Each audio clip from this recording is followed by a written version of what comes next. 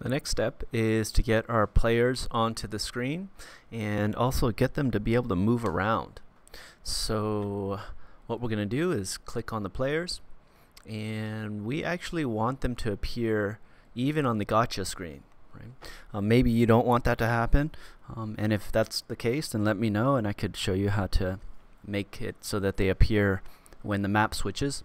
But that's the way that I wanted it to go. So I'm going to come over here to green flag clicked, and then I'm going to go to looks and say show. And not only do you show, but you also have to tell the program where you want to place them. So let's get them right over here, right? And so now I'm going to go ahead and click and drag the sprite to where I want him to be when the green flag is clicked, and that's right there. And if I go to motion, you can see here I have the Go2 XY block. Right?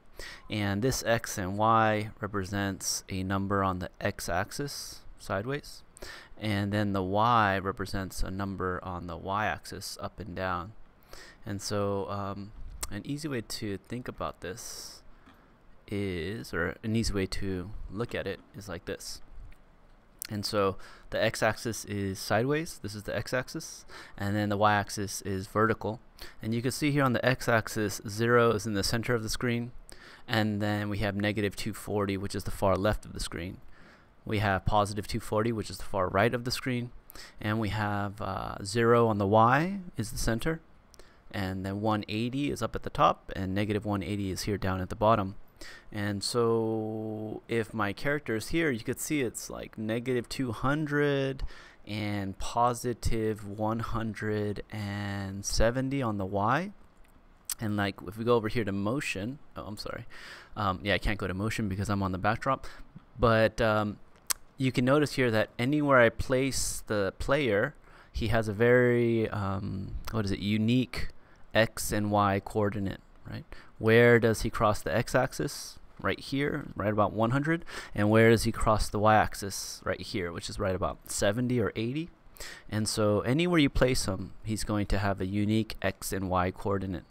And if you notice here on the Go2 X and Y, if I move him around, this number here changes, right? Do you see that? Right now it's 22, negative 51. And if I move him over here, you see it changes to negative 161, negative 68.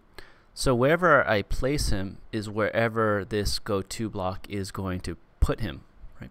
So if I go ahead and place him where I want him, which is the top left corner of the screen, I'm going to use this Go2 X and Y. Okay, and that's where he is currently. That's where he is right now. So I'm going to go ahead and put him where I want him, and then I'm going to do the same with my blue character.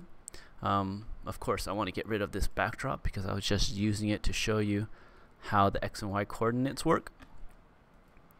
And I come over here to my blue character, I go to the code, I go under events, green flag clicked.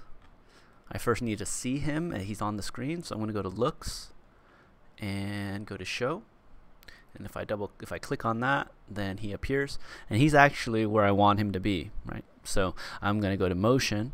This X and Y is where he crosses on the x-axis, which is right about 200, and then where he crosses on the y-axis, which is negative 141 down here at the bottom.